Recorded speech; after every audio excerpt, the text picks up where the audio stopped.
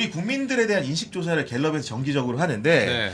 올해 1월 2주차에도 조사를 한 게 있고 그 제목은 대통령제 개헌 관련 인식 요약 보고서라는 건데 거기서 응답자들의 답변을 보면은 대통령제 개헌에서 필요하다는 의견이 49.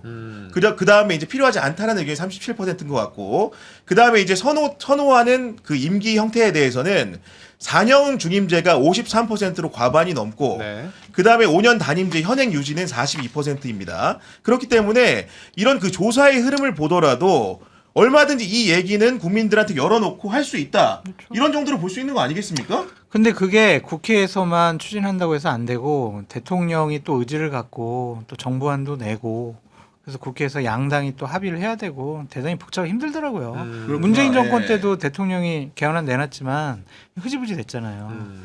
그러니까 이게 대단히 어려운 문제예요, 그냥. 문재인 정부 때도 제가 행안부에서는 개헌특위를 좀 일을 같이 했거든요. 문재인 정부가 그나마 가장 많이 접근을 했어요. 근데 국회의원 기득권을 해결을 못하는 거야. 그래서 제가 그때 묘수로 한번 이야기를 꺼냈던 게 양원제 하자. 양원제 하자. 네. 상하원으로. 그러면 현직 국회의원들이 상원 되고 싶은 욕심이 생기거든. 미끼를 줘야 돼요.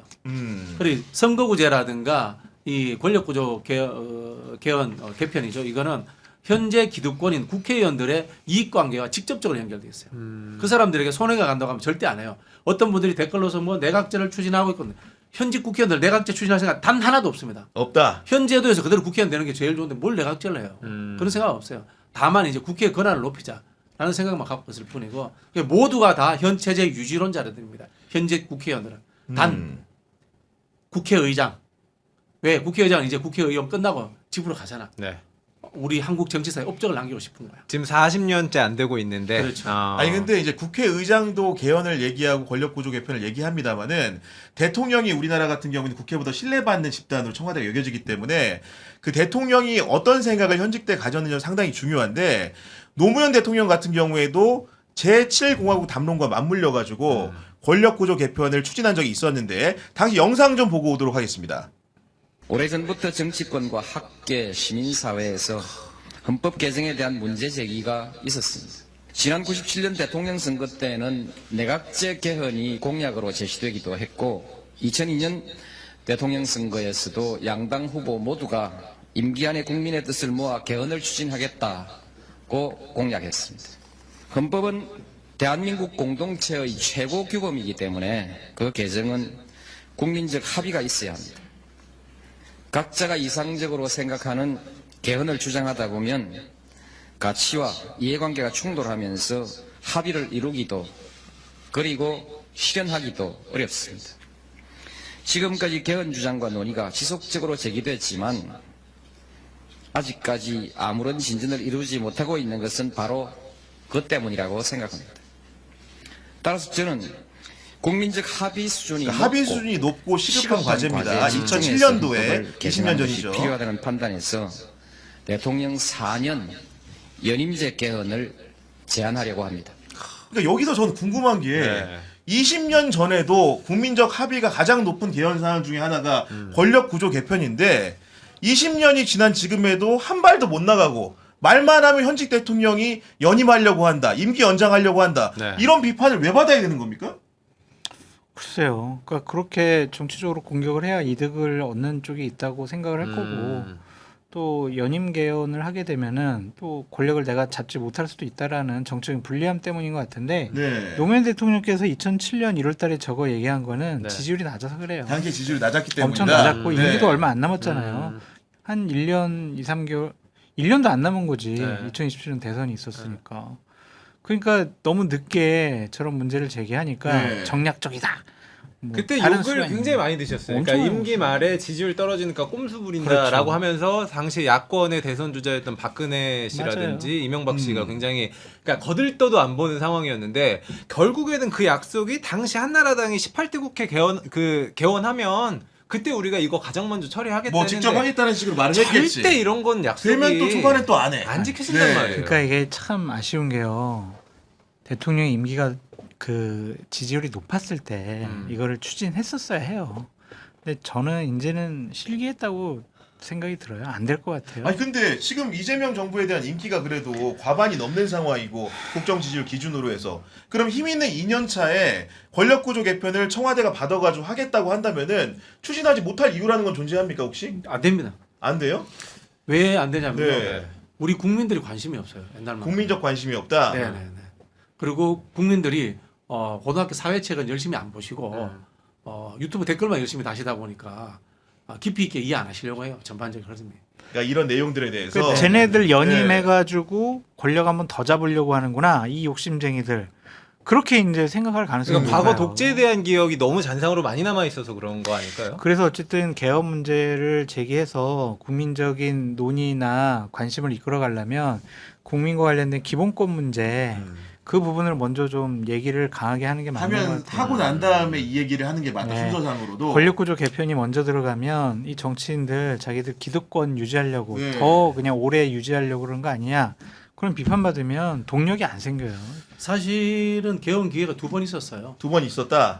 박근혜 탄핵 때, 그렇죠. 네. 윤석열 탄핵 탄핵 이후에. 때, 그렇지. 네. 200석이 넘었었잖아요. 네, 네. 그때 같이 끌고 갔었어야 되는데 그러니까.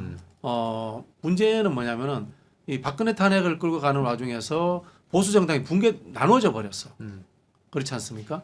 그래서 이 사실 제가 알기로는 김무성 대표가 개헌 논자였잖아요, 그죠? 그럼요. 분권형 개헌 논자로 맞습니다. 제가 알고 분권형 있어요. 개헌 논자. 분권형 개헌 네. 논자였고 그렇게 알고 있고 그래서 충분히 가능할 수 있었는데 문제는 김무성 대표 등이 그 당시에 새누리당을 장악하지 못했어요. 그럼요. 소수파가 되어버린. 바지 사장이었죠. 예, 그래서 그걸 진행을 못했던 거고 이번에 그 윤석열 탄핵 때는 저기 뭐 친윤 떨거지들이 당을 장악하고 있으니까 뭐 말도 못 꺼낸 상황이고. 200석이 안 되기 때문에. 그래 개헌은 준비해서 안 됩니다. 제가 봤을 때 갑자기 역사적으로. 닥쳐요? 갑자기 아까 말씀드렸잖아요. 쿠데타 아니면 혁명의 상황으로. 우리 비서혁명, 촛불혁명도 혁명이잖아요. 그때를 대비해서 갖고 있고 누군가가 국회의장이라든가 양당 대표가 밀어붙여야 되는데 쉽지 않을 것 같아요. 아니 근데 저도 아까 다시 그 도돌이표 같은 얘기인데 네. 대선만 치르면 모든 대선 후보가 권력구조 개편해야 된다고 말하고 그게 예를 들면 이원 집정제 형태의 그런 개헌이든 간에 아니면 이런 형태의 4년 중임제를 주장하건 간에 후보들끼리 중지가 모이는데 그러다 임기 초반 때는 안 하다가 또 중후반 되면 또 열기가 식고 그러면서 못하는 일들이 계속 반복되죠. 야당이 반대를 해요. 왜 반대하냐면 대통령 중임제로 개헌을 하게 되면 현 집권 세력이 한 번 더 할 가능성이 높다. 그 막강한 재앙적인 대통령 권력을 갖고 자신에게 유리한 집권 여당에 유리한 전국 구성을 해가지고 네. 네. 뭐든지 할 수 있잖아요, 막. 그래서 그 연임 문제와 관련해서는 야당이 무조건 반대하게 되어 있어요. 그래서 좀 어려운 것 같아요. 그래서 아니, 근데, 초기에 네. 했어야 돼, 초기. 여당도 관심 없어요. 여당도 관심 없다. 왜냐하면은 선거구제 문제는 개헌이 아니라 선거법 사안인데도 음. 늘 그 권력구조 개헌 이야기가 나오면은 선거구제 문제, 선거제도 문제와 같이 연동시키거든요. 그럼 그 주도권을 대통령이 쥐고 간다라고 생각하기 때문에 국회의원들은 말로는 뭐 내각제론자다 뭐다 이렇게 이야기하지만 그런 것들은 내가 한 70 정도 되면은 하는 거 이렇게 생각. 아니 근데 네. 우리랑 이제 정체가 다를 수도 있지만 예를 들면 뭐 미국 같은 경우엔 중임제를 하면서 트럼프가 한 번 되고 떨어져 또 되는 상황도 발견되기도 하고 브라질의 무룰라 대통령 같은 경우에도 뭐 연임한 다음에 그만뒀다 또 이제 그렇죠. 중임을 하게 네, 네. 되고 이번에 4선에 도전하는 상황에도 이르는 건데 우리 이웃 나라인 예를 들면 뭐 중국 같은 경우에 러시아 같은 경우에 훨씬 더 이제 장기 집권하는 흐름들로 가고 있는 건데 안 돼. 예를 들면 그런 상황, 그러니까 이재명 대통령이 장기 집권을 하게 해달라고 요구하는 것이 아니라 그 세계적인 흐름이라든가 뭔가 장기 집권적인 계획 같은 것들이 기후 에너지라든가 뭐 연금이라든가 사회구조 개혁에는 필요하지 않느냐라는 요구들도 존재하는 건 사실이잖아요. 그렇죠. 그런 사회적 네. 의제도 마찬가지고 정치를 잘하면은 한 번 더 시켜준다라는 보장이 있어야지 잘할 거 아니에요. 그렇지 않으면은 윤석열처럼 한 번 할 때 실컷 땡기고 나가버릴게 이렇게 생각하는 사람이 생길 수도 있는 거 아니에요. 책임 정치라는 측면에서도 중임제는 굉장히 의미 있는 제도고 역으로 이런 제안도 하고 싶어요. 그럼 왜 단체장은 3번씩 해? 아니, 단체장 그렇죠. 지방자치와는 다르죠. 3년이면 되잖아. 3년 단체장 5년 같은 다니고 경우에는. 그만하지. 네. 이런 이야기 할 수 있죠. 그거랑은 뭐가 다른 거예요? 그럼 예를 들면. 법으로 원래 그렇게 해놨으니까 뭐 그게 옳고 그름 문제가 아니라 제도와 법률로서 그렇게 해놨으니까. 그 얘기 들으니까 그렇네. 단체장은 왜 3번 할 수 있게 해놓고 대통령은 왜 한 번밖에 못 하느냐. 그것도 합리적인 의문인 것 같긴 하네요. 네. 개헌을 하려면요, 저한테 용역을 주세요. 우리 박진영 평론가님한테 아니, 용역을. 네. 개헌 안은 다 만들어져 있어요. 제가 그 네. 분야의 전문가도 아니고 뭘 해야 되냐면은 정치학회, 선거학회, 무슨 학회 있지 않습니까? 언론 무슨 재단 이런데 돈 쫙 풀어야 돼.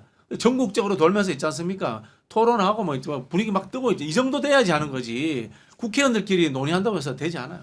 그렇군요. 네. 그리고 이제 그 다시 아까 문재인 정부 때 얘기를 좀 해보면은 네. 그 2018년에 집권 초기에 문재인 정부에서는 청와대 스스로가 개헌안을 굉장히 광범위하게 내놨었는데 그건 아예 투표가 불성립됐던 거였죠 국회에서. 투표 불성립. 그러니까 쉽게 3분의 2가 아예 안 되는 인원이 투표를 하는 상황에 이르렀기 때문에. 그리고 네. 그 당시 분위기가 뭐 우리가 5년 먹었는데 우리끼리 쭉 개혁할까 하고 싶은 거 하면 안 되냐. 30년 집권 20년 집권할 것 같은데 뭐 이런 이야기가 안 해도 우리가 먹는데. 있었어요. 그래서 그게 내부적으로.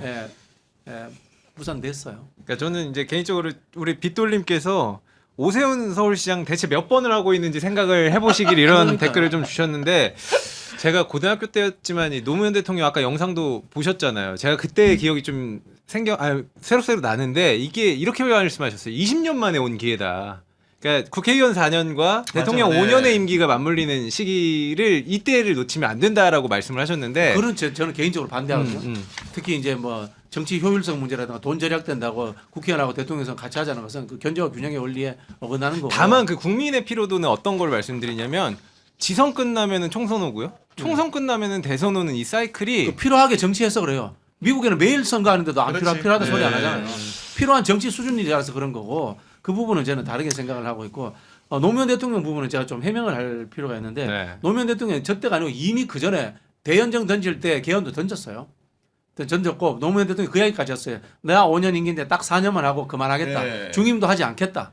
그래서 개헌하겠다. 대연정하겠다 이야기를 이미 그 전에 다 던져놓고 있었던 상황인 거고 저 그 기자회견은 사실은 대연정과 개헌 논의의 종결점이라고 생각하시면 됩니다. 아 종결점이었던 종결점으로서 포기하는 상황에서 마지막 제안이었다. 마지막으로 본인이 거기에 대해서 기록을 남기기 위해서 어. 말씀하신 것이다라고 생각하시면 그래서 됩니다. 마지막 제안이라고 생각을 했던 것을 알고 있는 분들, 쉽게 얘기해서 노무현 정부 때 복무했던 분들이 문재인 정부 때 많이 청와대에 들어갔기 때문에 문재인 정부 같으면 임기 초반에 이제 개헌안을 발의했던 것이었고 그 내용 중에 가장 핵심이 되는 내용 역시 4년 중임제였는데 당시에 조국 청와대 민정수석의 워딩 좀 보고 오도록 하겠습니다.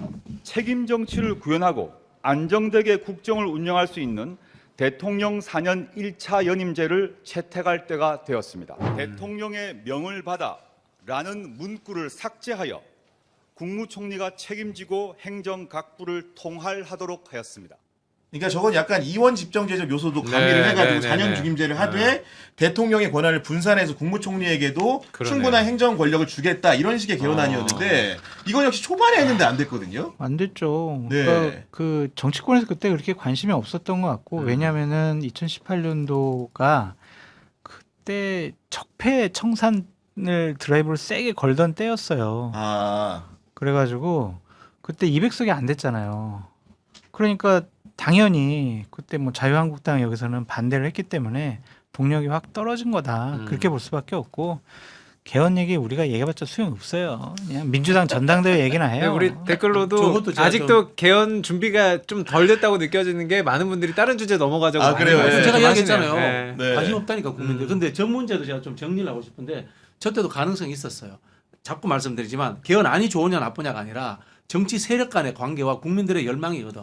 저때 국민들의 열망이 좀 있었어. 박근혜 탄핵하고 난 이후에 네. 새로운 정부 들어서서 그럼 어떻게 했어야 되나? 연정을 했어야 돼요. 그때 바른미래당 근데- 있을 때죠, 그죠?